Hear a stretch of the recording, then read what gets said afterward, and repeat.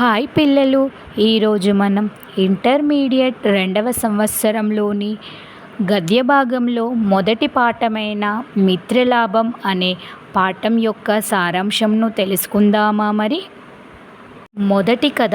ఇది ముసలి గద్ద మార్జాలాల మధ్యన జరుగుతుంది.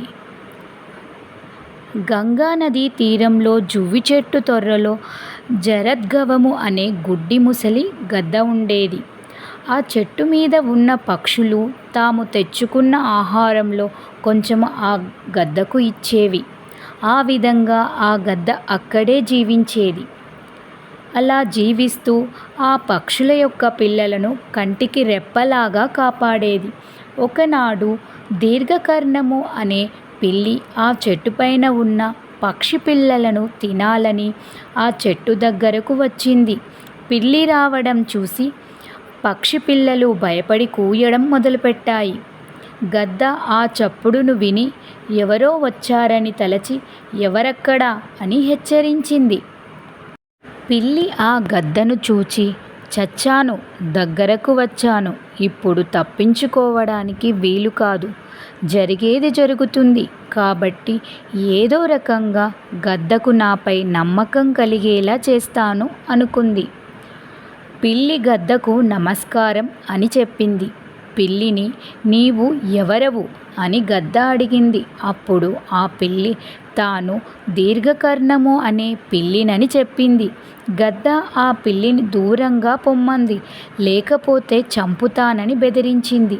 అప్పుడు పిల్లి తాను నిత్యము గంగా స్నానం చేస్తూ మాంసం తినడం మాని చంద్రయాన వ్రతము చేస్తున్నానని చెప్పింది. ధర్మాత్ముడనైన ఆ గద్దను దర్శించాలని వచ్చానని చెప్పింది. అలా ఎన్నో మంచి మాటలు చెప్పి గద్దను పిల్లి బాగా నమ్మించింది. పిల్లి మాటలను గద్ద నమ్మింది. కొత్తగా వచ్చినందున పిల్లి గురించి తెలియక తాను అలా మాట్లాడానని, అందుకు తప్పు పట్టవద్దని గద్ద పిల్లితో చెప్పింది. పిల్లి చెట్టుపైకి రావడానికి గద్ద అంగీకరించింది. ఈ విధంగా పిల్లి ఆ గద్దతో స్నేహం చేసి ఆ చెట్టు తొర్రలోనే ఉండసాగింది. ఆ తరువాత కొన్నాళ్లకు పిల్లి ప్రతిరోజు నిశ్శబ్దంగా చెట్టుపైకి ఎక్కి పక్షి పిల్లల గొంతులు కొరికి తెచ్చి ఆ తొర్రలో పెట్టుకొని తినడం మొదలుపెట్టింది. ఆ పక్షులు తమ పిల్లలు కనిపించక అక్కడక్కడ వెదకసాగాయి. అది తెలిసిన పిల్లి తొర్రను విడిచి పారిపోయింది. పక్షులకు తమ పిల్లల ఎముకలు ఆ చెట్టు తొర్రలో కనబడ్డాయి. దానితో ఆ గద్దయే తమ పిల్లలను తిన్నదని ఆ గద్దను పక్షులు అన్నీ తమ గోళ్లతో రక్కి చంపాయి. ఈ కథ యొక్క నీతి: కొత్తగా వచ్చిన వానిని నమ్మరాదు. ఇప్పుడు రెండవ కథను నేర్చుకుందాము. ఇది కాకికి మృగానికి మధ్య జరుగుతుంది. ఇక్కడ మృగము అంటే జింక. మగధ దేశంలో ఒక అడవిలో చాలా రోజులుగా జింక, కాకి స్నేహంగా ఉండేవి. ఆ జింక బాగా బలసి అడవిలో తిరిగేది. ఒక నక్క ఆ జింక మాంసాన్ని ఎలాగైనా తినాలని అనుకొని జింకకు మాయమాటలు చెప్పి దానిని నమ్మించింది.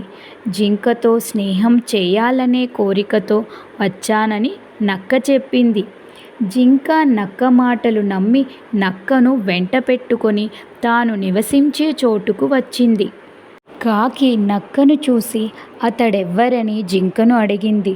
నక్క తనతో స్నేహాన్ని కోరి వచ్చిందని జింక కాకికి చెప్పింది. కొత్తగా వచ్చిన వారిని నమ్మరాదని కాకి జింకను హెచ్చరించింది.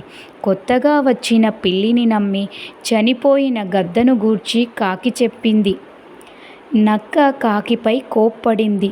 మొదటి రోజున జింకకు కాకి కూడా కొత్తయే కదా అని దానిని నిలదీసింది. ఏవేవో నీతులు నక్క చెప్పి కాకిని, జింకను నమ్మించింది. నక్క మాయమాటలు విని కాకి సరే అంది. ఆ విధంగా కాకి, జింక, నక్క స్నేహంగా ఉండసాగాయి. కొన్నాళ్ళు అలా గడిచాయి. తరువాత ఒక రోజున నక్క జింకతో తాను ఒక మంచి పైరుగల పొలాన్ని చూశానని చెప్పి తనతో జింకను రమ్మని జింకకు ఆ పైరు చేనును చూపించింది. జింక రోజూ ఆ పొలంలో పైరును తినడం ప్రారంభించింది. ఒక రోజున ఆ పొలము యజమాని ఆ జింకను చూసి ఆ జింకను ప్రాణాలతో విడిచిపెట్టకూడదని నిశ్చయించి రహస్యముగా పొలములో వలను పన్ని ఇంటికి వెళ్ళాడు. మరునాడు జింక వచ్చి ఆ పొలంలో దిగి వలలో చిక్కుపడింది. అప్పుడు జింక తాను వలలో చిక్కుకున్నానని, తన మిత్రుడు నక్క వస్తే వలను కొరికి తనను రక్షించగలడని తలచింది. ఇంతలో నక్క అక్కడకు వచ్చి జింక వలలో చిక్కుపడినందుకు లోపల సంతోషించింది. పొలము కాపు జింకను చంపుతాడని, దాని మాంసాన్ని తాను తినవచ్చునని నక్క సంతోషించింది. తరువాత నక్క జింక దగ్గరకు వచ్చింది. వలను కొరికి తనను రక్షించమని జింక నక్కను అడిగింది. నక్క వల దగ్గరగా వెళ్ళి ఆ నులి నరాలతో చేయబడిందని, ఆ ఆదివారము నాడు తాను నరాలను ముట్టుకోనని చెప్పి నక్క తప్పించుకుంది. జింక ఆ రోజు సాయంత్రమైనా నివాస స్థానానికి రాలేదని కాకి జింకను వెదుకుతూ వచ్చి వలలో చిక్కుకున్న జింకను చూసింది. నక్క చేసిన మోసాన్ని కాకి తెలుసుకుంది. కాకి జింకకు ఒక ఉపాయం చెప్పింది. ఊపిరి బిగబట్టి పొట్టను ఉబ్బించి జింకను పడుకోమని చెప్పింది. కాకి ఆ జింక కన్నును పొడుస్తున్నట్లు నటించింది. పొలం యజమాని వచ్చి జింక చచ్చిందని భావించి వలను ఊడదీశాడు. జింకపై కూర్చున్న కాకి కూసింది. జింక కాకి చెప్పినట్లు పారిపోయింది. జింక తనను మోసగించిందని పొలం యజమాని జింకపైకి తన చేతికర్రను విసిరాడు. ఆ తగిలి పక్కన దాగియున్న నక్క చచ్చింది. జింక తప్పించుకుంది. ఈ కథలోని నీతి: పరులకు హాని చేయగోరువారు తామే చెడిపోతారు.